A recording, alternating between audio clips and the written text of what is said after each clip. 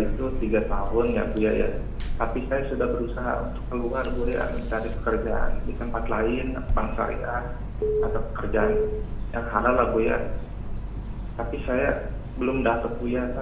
Apa yang saya tanyakan tuh penghasilan saya selama ini seperti apa Bu ya, sedangkan saya kan ingin bersedekah, sedangkan katanya penghasilan yang dari riba itu tidak diterima sedekahnya, dan kalau berdoa pun tidak akan dikabulkan. Dan terakhir ini saya 1 bulan ini saya sakit Bu ya, dan saya kepikiran sedangkan kalau saya langsung keluar saya punya anak istri dan punya utang juga yang harus saya bayar ya. Dan kalau misalkan saya bersedekah juga saya berpikir takut tidak diterima oleh Allah Bu ya. Nah terus solusinya seperti apa ya Bu ya? Apakah saya tetap bekerja sambil mencari pekerjaan yang lain, atau memang saya keluar saja tapi saya tidak bisa menafkahi anak istri dan saya juga punya hutang Bu ya.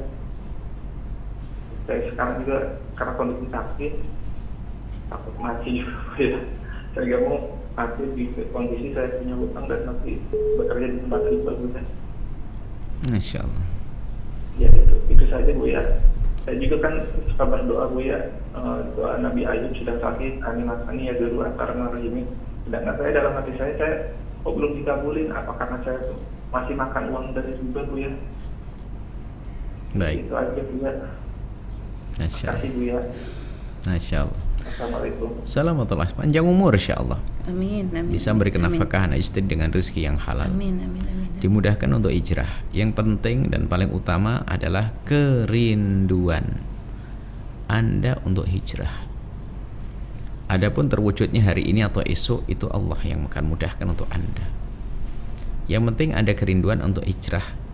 Siapapun kalau ingin diangkat oleh Allah harus menyadari kalau dirinya di kubang ketidakbaikan.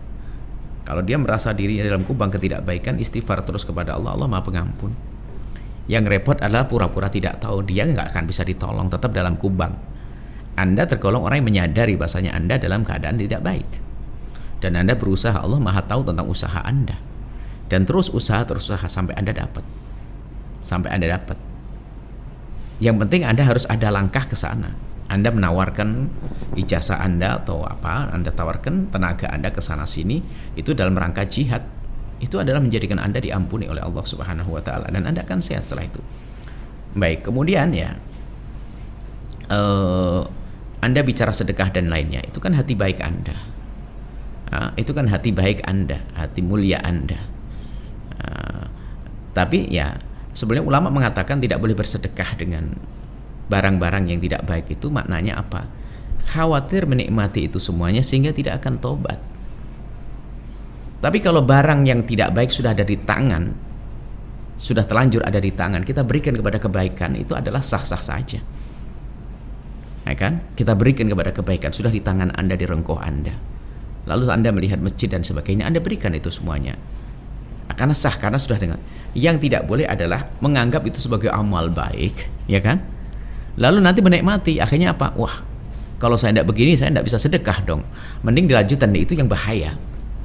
Maka hendaknya harus berpikir untuk hijrah terus, untuk hijrah. Ada beberapa pekerjaan, bumi Allah luas. Mungkin Anda sekarang sebagai pegawai, tapi kalau Anda ngambil pekerjaan yang lain, bisa saja Anda jadi bosnya. Amin. Kan begitu. Yakinlah bahasanya rezeki Allah akan jamin.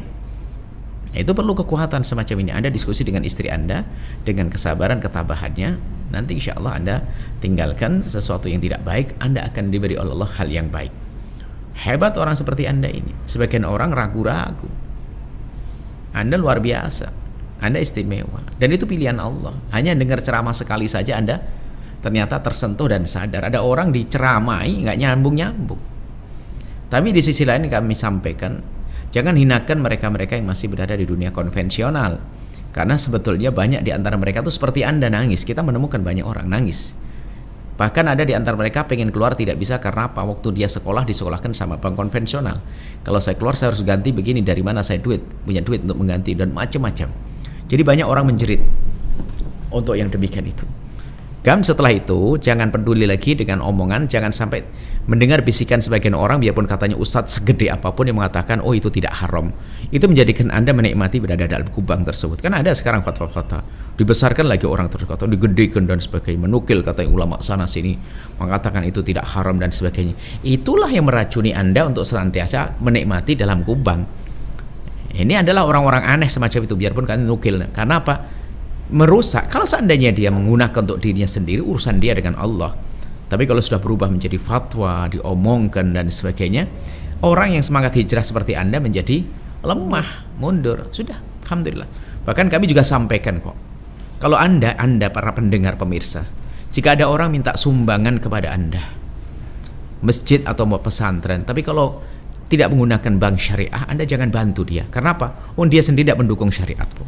Harapan kita itu adalah jika semua di Indonesia itu bank syariah itu berjaya, kita tidak akan debu-debu riba itu akan kita jauhi. Tol-tol ada dengan syariat ini syariat, transaksi ada hubungannya dengan Islam, ada murabahah, ada ini semuanya.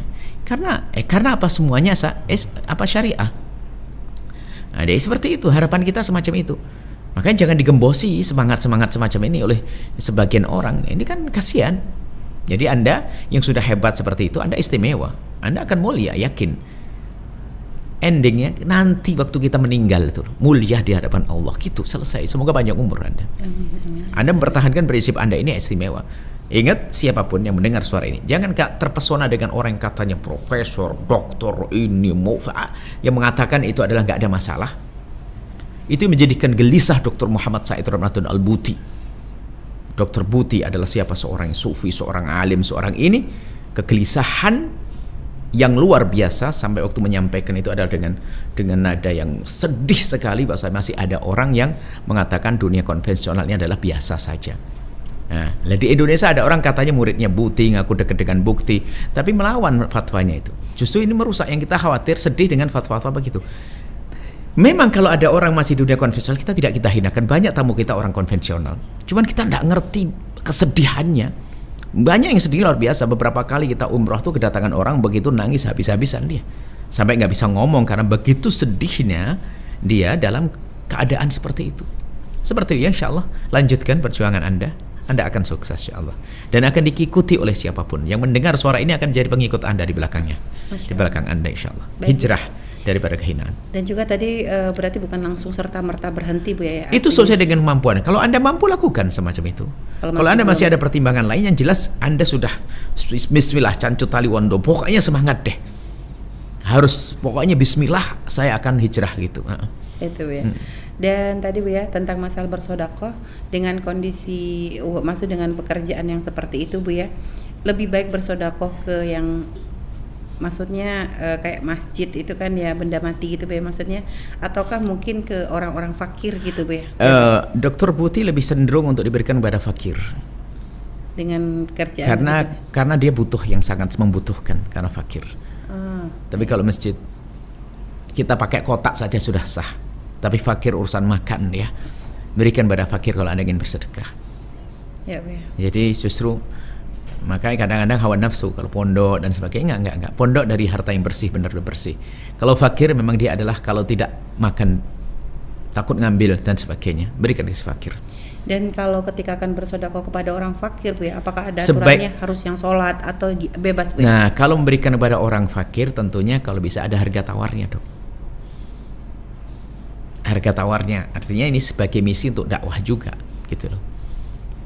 Tapi kalau misalnya dari dana riba, dana bunga, itu hendaknya tidak pakai atas nama dia. Kalau masih gaji, masih ada syubhat, ada kehalalan bagiannya, biarpun campur dengan yang haram. Tapi kalau sudah bunganya, itu berikan kepada fakir atau berikan, kalau hendaknya kalau bunga yang kotor adalah untuk selokan-selokan kotor dan sebagainya.